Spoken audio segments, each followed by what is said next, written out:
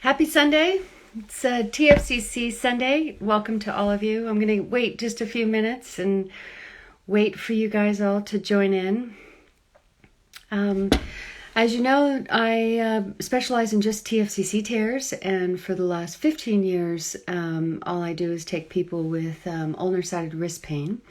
And in that process, I've recognized the need to educate both the medical community and people who have ulnar-sided wrist pain on the challenges of diagnosing it and the challenges of treating it. And one of the things that I see a lot of is undiagnosed hamate fractures, and it is a cause of ulnar-sided wrist pain. And I wanted to, hi, Merriman17, hi Deckley. I wanted to go over the details of what a undiagnosed hamate fracture look like, how they behave, and what needs to be done to take care of them. So first is the hamate. So the hamate is here, and this is a fracture that always has a forceful event. Fall on an outstretched hand, a racket or a golf club or a baseball bat that whacks it and fractures it. And anytime you hurt this little bone, you're going to feel the pain ulnarly. And so how do you differentiate a hamate fracture from a TFCC tear? So what I've found is that if you take the wrist and you place it on a scale and you push down on it, if you have a hamate fracture, I don't know if you can see it, but the hamate hits the scale, and if you bear weight on it, it's painful. And what happens is if you put the WristWidget or if you tape the radius and the ulna together, there's no change in the weight bearing. But you can do the test a little different, where you curl your wrist over the edge of the scale and you push down, and what'll happen is the pain will be a little bit less, but obviously any weight to this fractured little bone is going to be painful. We use a pull test, where essentially you take the pinky and the ring finger, you place it at your chest in a supinated position, you curl, and then you pull back. That is a little clue that the hamate may be involved. So what we do with people that have a significant loss of weight-bearing tolerance, they have no change in their weight-bearing tolerance with the WristWidget on. Some of the things you can also do is you can expose this little bone, which is right here, to a high-frequency vibration, a tuning fork, an electric toothbrush, a steering wheel. If it's an unstable fracture, meaning that there's still a break in the bone, that'll really, really hurt.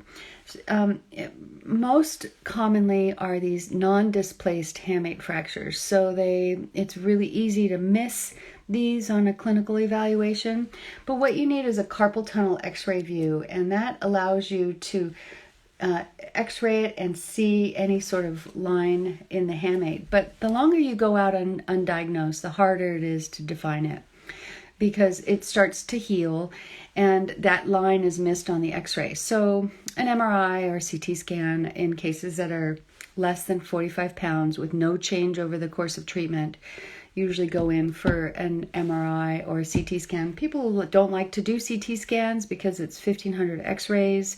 There's a risk of radiation and they're really expensive. So you don't usually run a CT scan right off the bat. So what we do is we take the wrist, we hold it back, and we keep the fingers straight. And what that does is it takes any tension off of that hamate. Now, if you've got a hamate fracture, you'll get the tendons that go underneath the hamate and the nerve that goes nearby will all be irritated. So what I recommend if you have a suspicion of a hamate fracture is you splint it. You stop using your fingers, these two fingers, which are essential for grip. It's very difficult to not use the pinky and the ring finger for function. They're required for most gripping exercises. But what happens is when you take those tendons, which are connected to muscles in the forearm, and you fire the muscles in the forearm, that tension will tug on that hamate and irritate things. So protocol is protective splinting and rest first you measure the weight-bearing tolerance, you measure your grip, you measure your pain at rest, pain to touch, pain with gentle range of motion, and you can also measure how much load you can tolerate other than the weight-bearing test. So you can do basically take a weight and hook your fingers and find which weight is painful, and that's your starting point. Then you start the treatment. The treatment is essentially time and rest, and time and rest. And you take those, you start the treatment, and then every night you do some really gentle tendon gliding. So you're taking that tendon and you're moving it back and forth without any load to keep the structures from scarring and adhering to the hamate. And you just glide it with heat. You do icing, a piece of ice on the hamate. You can do some e-stim, electrical stim, to help promote healing. You can do some ultrasound. You can do acupuncture.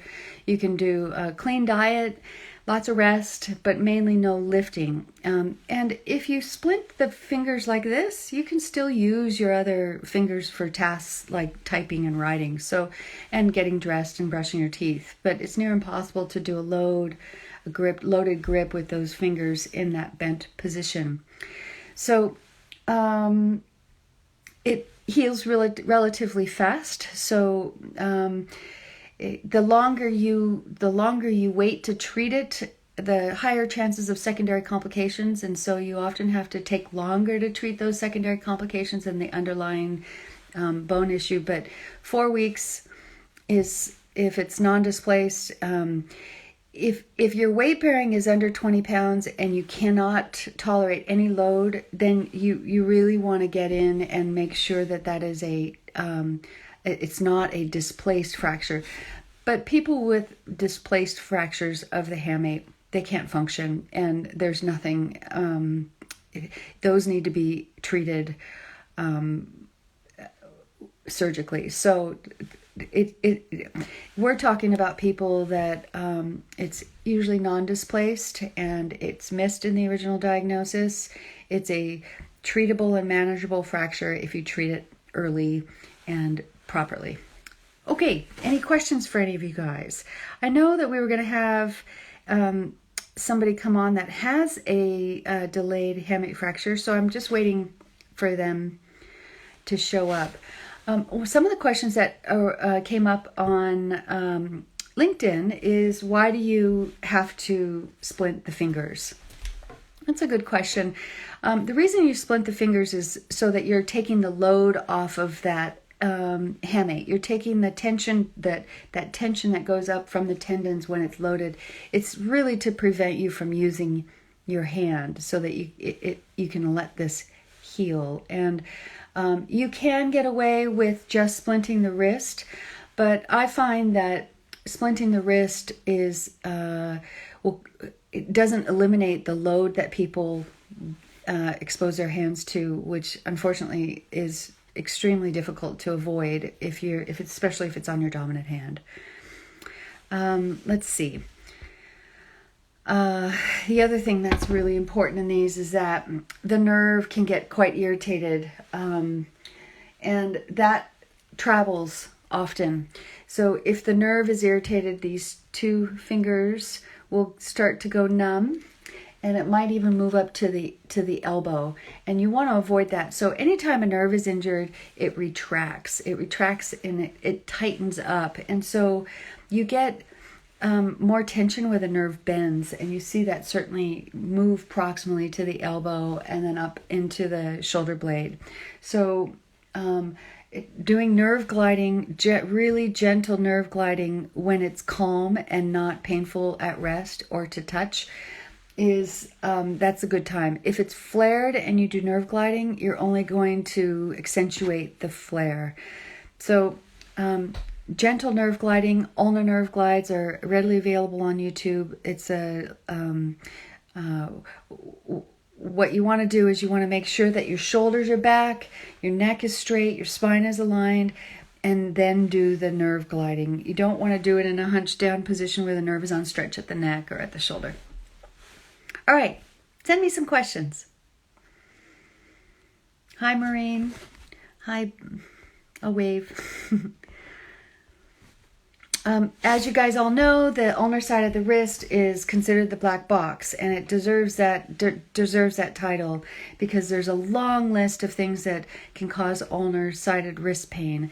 The hamate fracture, to me, is probably the easiest to identify and manage compared to some of the other ones. I'm going to go through each one on a weekly basis so that people know what they're treating. If you know what you're treating, then you can find resolve.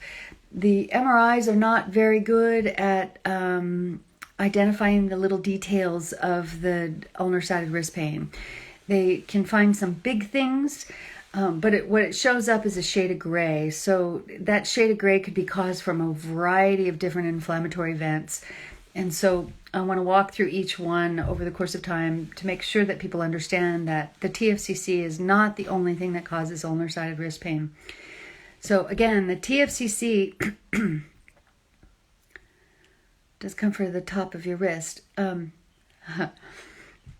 Okay.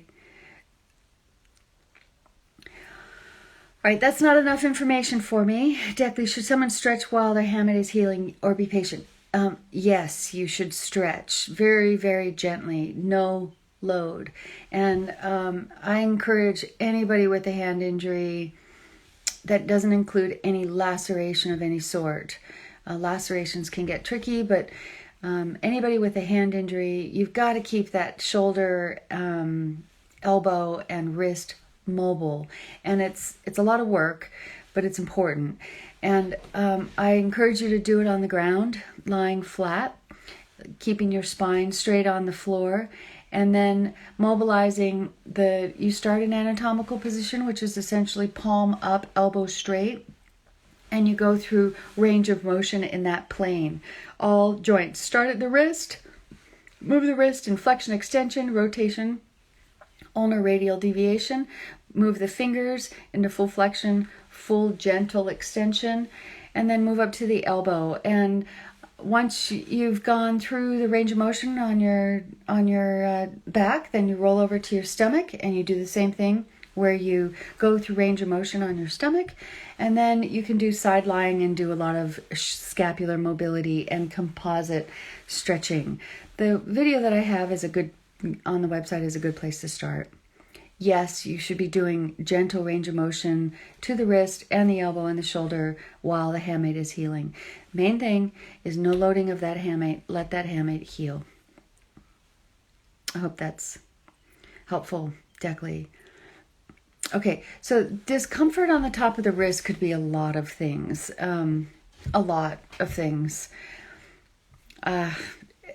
It's be a little bit more specific. So whenever you have pain somewhere, what you want to do is you want to look at it. Does it hurt to touch?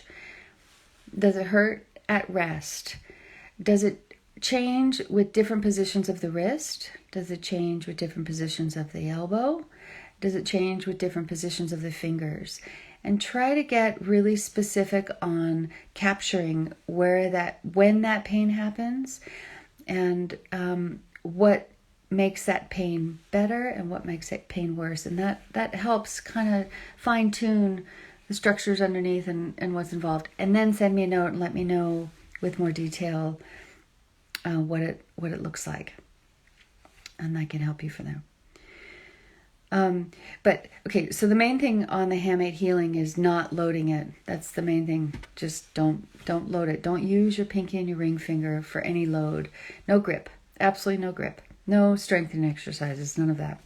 Until it's pain-free at rest. Pain-free to touch.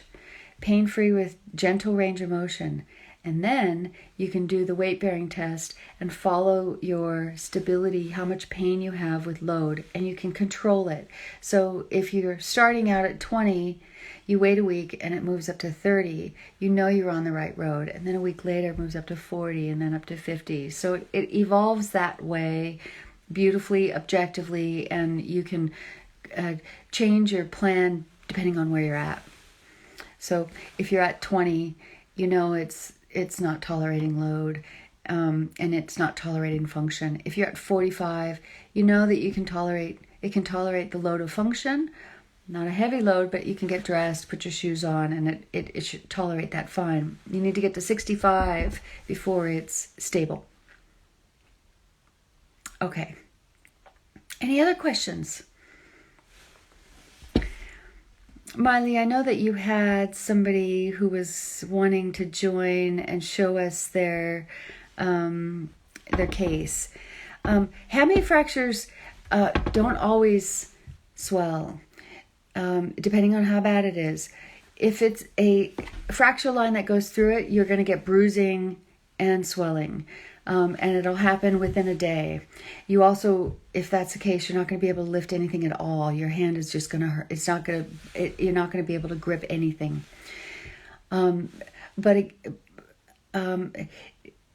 They don't always swell. They will get irritated and there'll be a tiny bit of swelling, but there's no... in the mild hamate fractures, they'll swell initially and then they may irritate just a little bit and get worse. In the severe hamate fractures, they always swell. Now, TFCC tears never swell. We don't see swelling in TFCC tears ever, even in complete tears.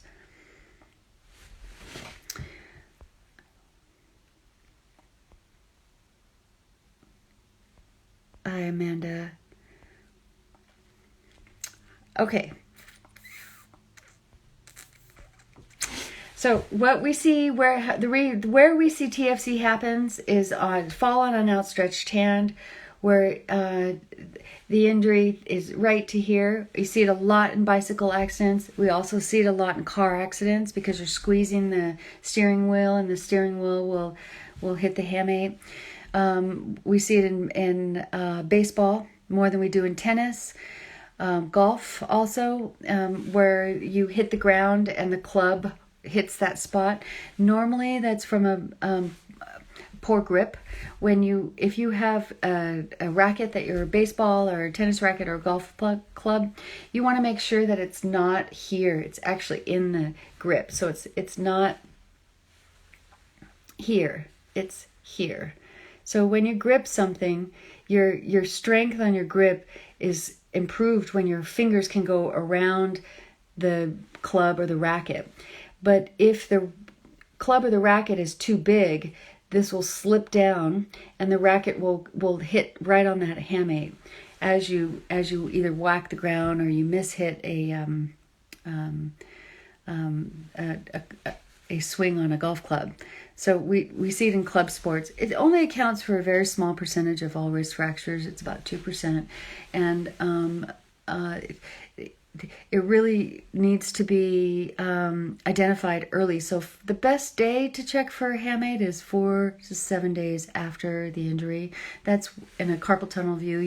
You'll get a better viewing of the line on the hamate. If you go in right away, you may not pick up that line till the body starts to lay cells on it. So the best day to do an x-ray after a suspected hamate fracture is day 4. Okay, let's see here.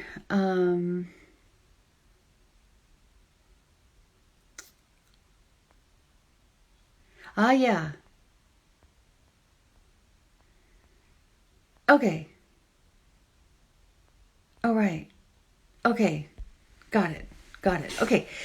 There are people that have to have the hook of hamate taken out because it's healed wrong or it healed incomplete. And those cases, it's not that difficult to go in and take off the very, very tip of the hamate. We do see some loss of grip strength, and it's a very simple surgery. It's right next to the nerve, so it can be a sensitive surgery, but it's a pretty straightforward surgery. In general, I think that a lot of elite athletes will have that done because they don't have the luxury of time to wait to be out of their sport. But in general, I think that one should try conservative management for a good 6 to 8 weeks before they make that decision. Okay, how does this? it is possible, and we do see hamate fractures with TFCC tears. And then the question is, do you wear a wrist widget for hamate fractures? The wrist widget does not help hamate fractures, but they do help people that have a hamate fracture alongside a TFCC tear. And these are tricky because the nerve of the hamate fracture gets irritated really quickly. So the wrist widget can compress an area that is already irritated. So you have to balance the two. And the way I balance those two is based on your numbers. So in a hamate fracture, you don't want to be lifting. So in a TFCC, you don't want to be loaded supination. So you could be squeezing, you could avoid squeezing, but still load the TFCC with supination. And therefore, you want to have the wrist widget on there to support the TFCC if you're doing loaded rotation without grip. They both can heal at about the same. If you catch this early, if you treat it early, you can. Both of them will heal kind of simultaneously as you're not using your wrist. The benefit of having the fracture and the TFCC is you can get a faster healing time because of the swelling that occurs in the fracture. So, how do you distinguish, how do you identify the weight-bearing tolerance and stability of the TFCC when the hamate is fractured? And that's an important thing to understand. We know that your weight-bearing is affected because of the hamate fracture and because of the TFCC tear. If you put the wrist widget on and you test your hamate fracture outside of a wrist extended position, so you put your hand in a fisted position and you bear weight through that, you should see a really significant and objective change in your weight-bearing numbers. And that'll give you not a whole picture because you can't bear full weight because of the hamate, but it'll give you a partial picture of what the TFCC is doing. So the tools that we use to measure the TFCC are not applicable because the hamate fracture is there. So if I had a TFCC tear and a hamate fracture, and I've had a TFCC tear, so I understand what that feels like, and a hamate fracture, I would do the dorsal blocking splint for 4 to 6 weeks with the wrist widget underneath. I would take the wrist widget off at night and wear that during the day for any sort of rotation that you're doing. Okay. Yeah.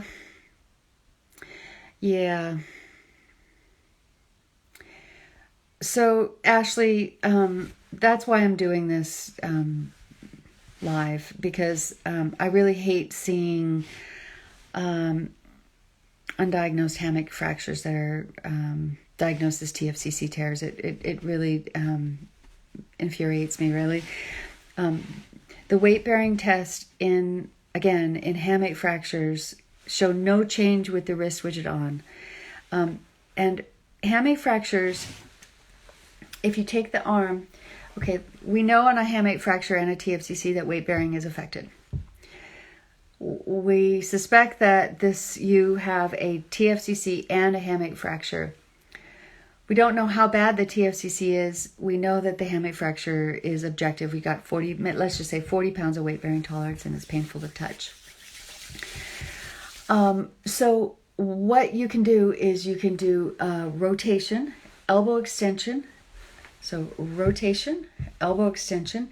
Now this also stretches the nerve. So you have to be conscientious of a nerve symptom versus that sharp TFCC pain. What you want to do is really hyper rotate your wrist. And if that creates that ulnar-sided wrist pain, that's from the TFCC and not the hamate. The hamate creates a ache. It's a constant ache. When it comes, it stays for a while. It usually comes and goes, so it goes up, stays, and then goes away. Usually you'll have stiffness in the morning, so when you wake up, being able to pull your wrists out and going into full wrist extension will be really stiff, which is not a characteristic of a TFCC tear. Let's see. Doing this is painful in a hamate fracture, but not in a TFCC tear. The rotational component does not affect the hamate, but it does the TFCC. So what you want to do is try that rotational component to see how you're doing with end range supination.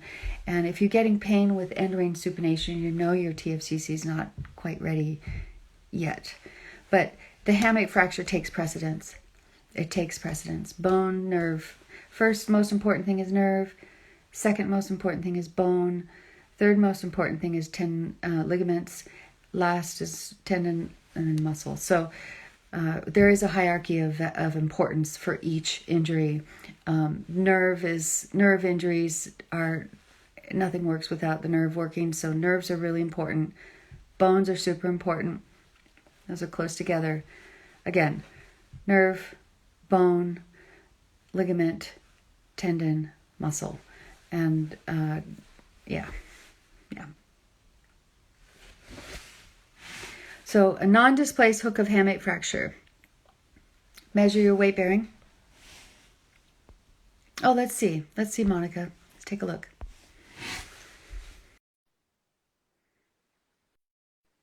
Okay, so the WristWidget help. The WristWidget is going to help your TFCC tear.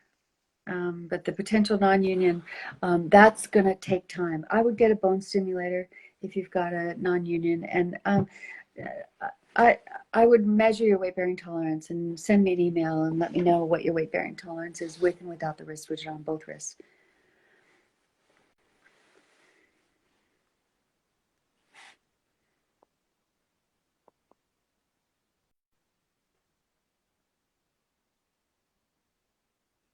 Aw, thank you, Ashley.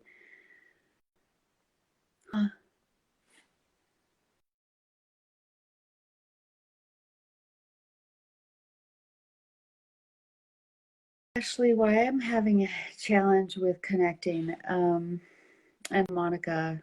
Miley, can you see if they can join yours?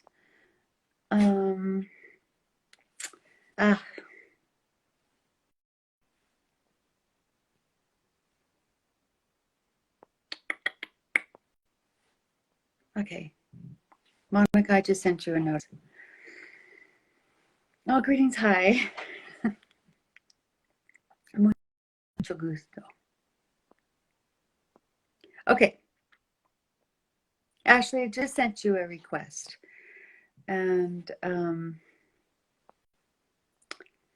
let's see if that works. Yeah, this the non-displaced with the TFCC. Oh, yay. Oh, yay. Hi. Hi. How are you? Good.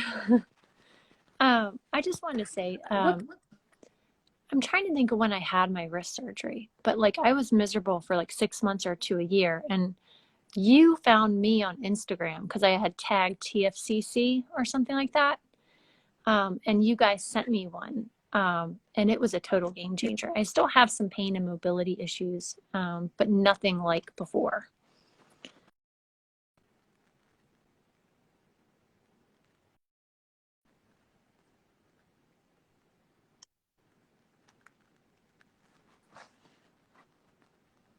Yeah, what is your weight bearing now? I don't know. I haven't, after PT before. What's your weight bearing tolerance now? Are you talking to me? I don't know. I can do, yeah, I am. like, chaturanga still kind of hurt a little bit. So push-ups hurt a little bit, but not much. Yeah. Yeah. All right. Have you gone through the strength program? I have not. Okay. Super important, because what we see in people with TFCC tears is that there's a kind of a breakdown in the kinetics, and it's hard to tell if it's something that was there before or if it's a consequence from. But we see a predictable loss of tricep strength, subscapularis strength, and canaeus strength, and getting that balance back in the upper arm kind of is important. Mm-hmm. It should change when you do them. It should really change your ability to do a push-up and your chaturangas, your yoga exercise. And when you have a chance, take a picture of you doing something that you know is predictably a little uncomfortable, and I'll take a look at it and tell you why. Okay. Like I do know like a lot Yeah. of arm balances. Like if you're familiar with crow pose or bakasana, that I get Yeah. like pinchy feelings in my wrist still. Yeah. Yeah. Yeah. You those little early signs are worth listening to and figuring out how to get rid of those. And usually it's related to tricep and subscapularis. So when you strengthen the tricep and strengthen the subscapularis, so the subscapularis is the one where you put your hand behind your back and you lift your arm off your back. Mm-hmm. And you use a weight to see what the difference is between your arms, and you strengthen it that way. And then the tricep is, just straight elbow extension, that very last bit of elbow extension. You want to be able to do 3 to 5 pounds minimum. Okay. I have been doing some if you're lately. Yeah, the most important thing is that last bit of extension. Okay. That last 10, 15 degrees. It's not necessarily this full range from flexion all the way. It's that last range. And so a good little study to do would be to lie down, find that spot where you get that pinch, go do your tricep exercises, and then go and then go back and see if that alleviates that pinch. Okay. That'll be a good little test for you to see. Okay. I have noticed if my wrists are warmed up, it's a little less pinchy, but it's still there. Yeah. Like I'm fairly hypermobile in my joints anyway. So like a lot of people I have good range of motion, but it's not as good as it used to be. The being more mobile, people who are more mobile, and there's benefits and disadvantages to being mobile and not mobile, but people who are more mobile need more balance. Their muscle strength needs to be balanced. They have greater consequences for being imbalanced. Okay. Yeah. So I'm super curious. Keep us posted. I would like to know on that tricep and the subscapularis, how you do with that. Would you recommend tricep holds, like where you have the weight back and you hold it for a certain amount of time, or is it just that last bit that you're talking about that would be more important? Well, there's a lot of different versus dynamic holds and high repetition. So they're all important. So static holds are really important for yoga. Being able to take that muscle and hold that strength is an important nerve function and muscle function, and also really important in yoga. I like to start with static holds first, just to measure how long can you hold. And I like to start with 3 pounds. 3 pounds is not that much weight. It's a functional weight, something, a backpack. Things weigh 3 to 5 pounds. I start with 3 pounds and see how long you can hold a static weight at end range extension. In the wrist needs to be in 3 different positions: neutral, pronation, and supination. Okay. And then I do dynamic after that. So how many reps can you do with that weight without it fatiguing? Okay. And yeah, so, and then I also do high repetition, where you do lower weight, higher repetition. But most people don't need that unless they're in a labor job. You need high repetition, low load. But yeah, those 3 are important. And you should really see the difference in your right and left. They should be equal, but you can measure your injured arm to see how it was affected by this injury. I definitely feel weaker on this one, but I also was subluxing that shoulder, so I don't know if that's an issue too. But I do feel a lot weaker on that side. Yeah. If you're subluxing that shoulder, the rotator cuff muscles are the primary stabilizers of the shoulder. So you can really make a difference with strengthening on a subluxing shoulder. Strengthening really makes a difference. Okay. Yeah. Okay. Yeah. But, run a series on take some videos and share the information. There's a lot of people that are, you know, there's still too much of a delay in people getting the care that they need. And so the more conversation we have, the more data we have, I think people will be better served. Well, I've always wondered, like, I've recommended your product to a few of my yoga students who had similar issues. And I've always wondered, Yeah. like, I know technique is really important in yoga, but I've always wondered if it's just anatomically that some people with certain yoga postures over and over and over, if it's just something that can kind of happen to some people if they have a biomechanic weakness, or if the traditional alignment isn't what's working for them. But I do know I had mentioned Yeah. it to a few students and it helped them a lot. Yeah. There are anatomical variations that predispose people to TFCC tears, and it's the anatomy of this ball and socket. It's not really a ball and socket, but it's a round structure going into a concave socket, and the shape of this socket is sometimes really shallow, and that makes it um, in theory less stable. So there's discussion about that anatomical variation. But there are also a lot of people that I look at the x-rays, I see them all the time, and I see elite athletes with these anatomical variations that should predispose them to this injury, and they're fine and they're stable and they're loading it and excessively beyond normal. So I'm not sure that I'm not sure if that's an issue. I do know that there is a correlation between the TFCC, the structure of the TFCC, and the strength of the gut. And I often wonder if those variations in the gut weaken the TFCC, and make it more vulnerable to injury. And it's something that's always in the back of my mind, and I am looking at in greater depth now. But strength is important in the wrist. Being strong in the upper body is important, for keeping that wrist stable. Um, so, um, yeah, Do you think, I think that there are some really interesting things to note in women, particularly. And I saw this in young people, which sparked it. I watched weight bearing tolerance in teenagers. My daughter was a teenager at a time. She had a lot of teenage friends. My son was a teenager at a time.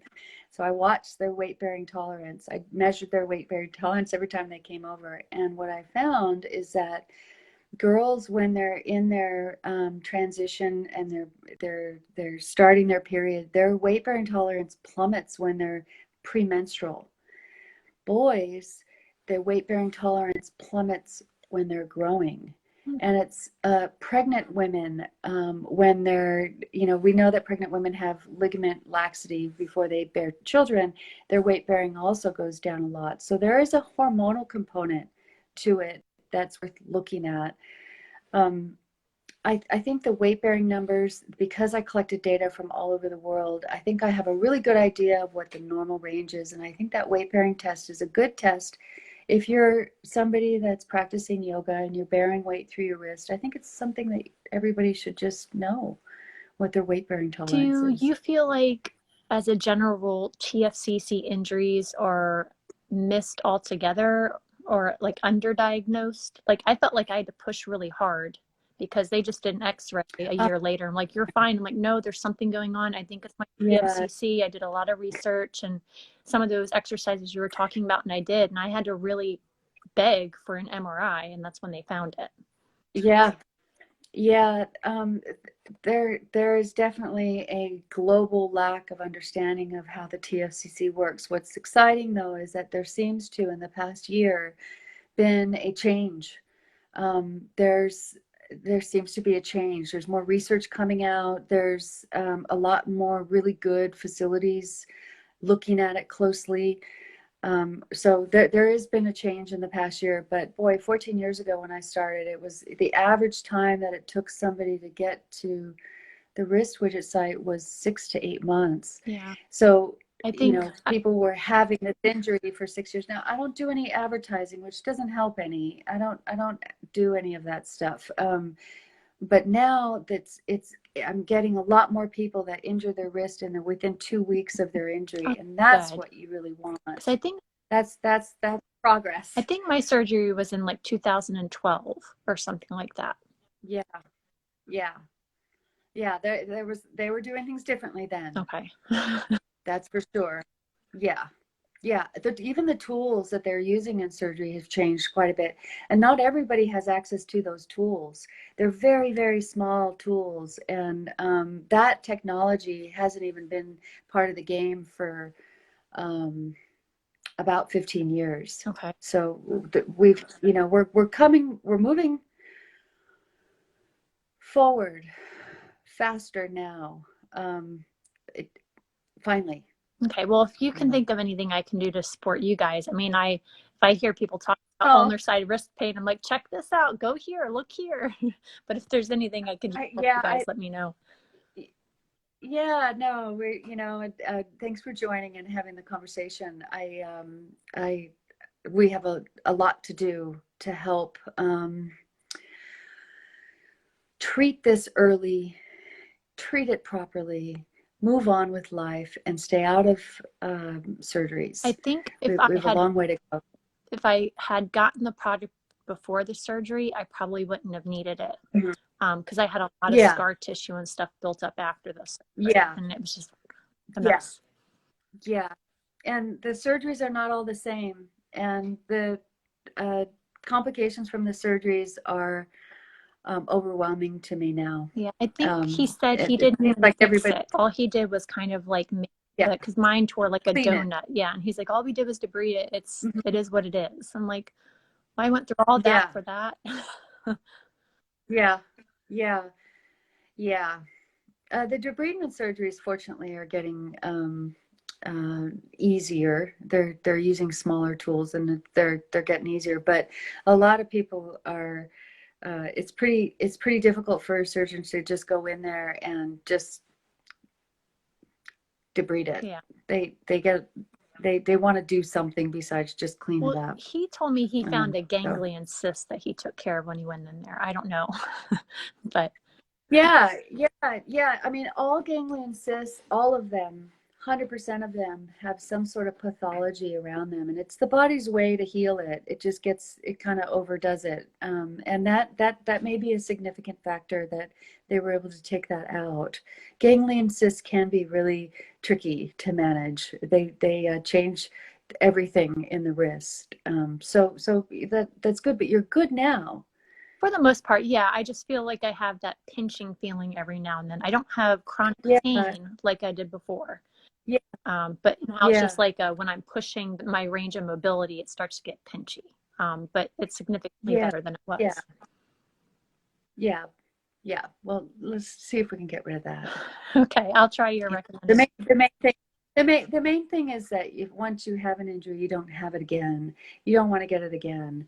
And keeping you out of the woods is such a huge accomplishment to get that wrist stable, not have to worry about it. That's the objective. Okay. Well, thank you. Yeah, nice to meet you. You as well. Have a great day. You too. Okay. All right, so I think I've answered everybody's question.